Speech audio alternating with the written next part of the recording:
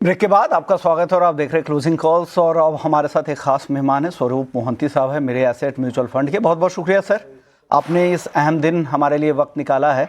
मेरा आपसे सवाल होगा कि हमने 4 साल पूरा कर लिया, हमारे लिए तो बेहद खास दिन है, लेकिन आपने भी इन 4 सालों में लगातार हमारे दर्शकों को आपने जागरूक किया है। और स्वदेश के 4 सालों को आप कैसे देखते हैं और आगे बाजार को किस तरह से आप देख रहे हैं सर यहाँ से? तो मेरे हिसाब से first of all absolute honour कि आप लोगों ने मुझे शामिल किया आपके सेलिब्रेशन में।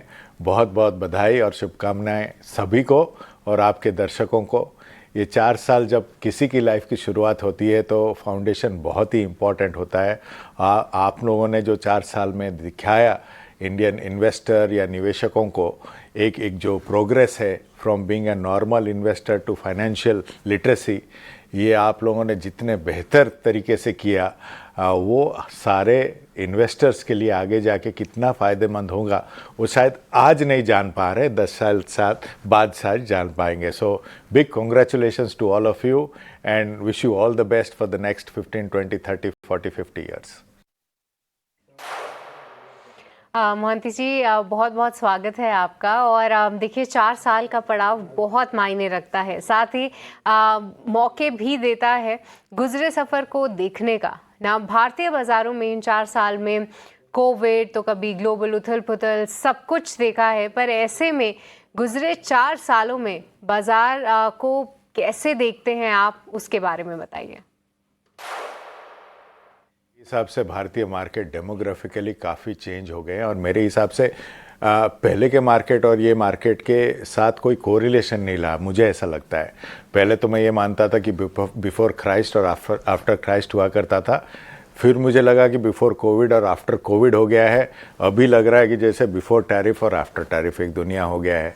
इतना फास्ट जो एक वर्ल्ड मूव कर रहा है, इसमें अंडरलाइन जो हमारे मार्केट्स हैं ये इतने चेंज हुए हैं बिटवीन द लास्ट 3 इयर्स, एक एक करके जाते हैं। पहले तो मार्केट कैप एक्सपेंशन आप देखें, जो एक लार्ज कैप हुआ करता था वो आज एक स्मॉलेस्ट मिड कैप हो चुका है।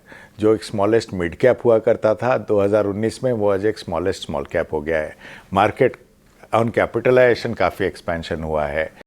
28-30 हज़ार करोड़ का SIP बुक लेके जो रिटेल इन्वेस्टर्स आए हैं बाज़ार में, ये बाज़ार का रुख ऑन पार्टिसिपेशन ही चेंज हो गया है। लोग कहते हैं कि ये FIs के अगेंस्ट स्ट्रांगली खड़े हैं। मैं थोड़ा बहुत सहमत हूँ, क्योंकि बाज़ार के लिए दोनों ज़रूरी हैं। ये लास्ट 3 साल से शायद FIs लगातार बेच रहे हैं, बट इनके ज़रिए एक बाज़ार जो एक स्ट्रेंथ मिला है वो एक कंप्लीट चेंज है प्रीवियस मार्केट से।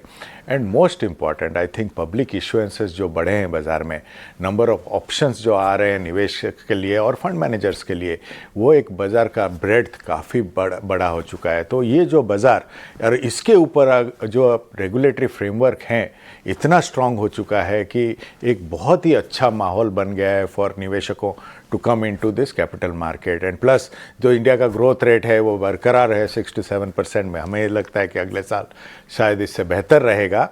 तो एक स्ट्रक्चरली बहुत ही साउंड मार्केट बन गया है बिफोर 4 इयर्स और आज अगर आप कंपेयर करें तो। पिछले 4 साल में काफ़ी कुछ बड़े बदलाव हुए हैं। इन्वेस्टर्स के लिए बड़े बड़े मौके, अलग अलग नए ऑप्शंस आ रहे हैं और साथ ही DIIs की स्ट्रेंथ भी इस दौरान काफ़ी ज़्यादा बढ़ी है।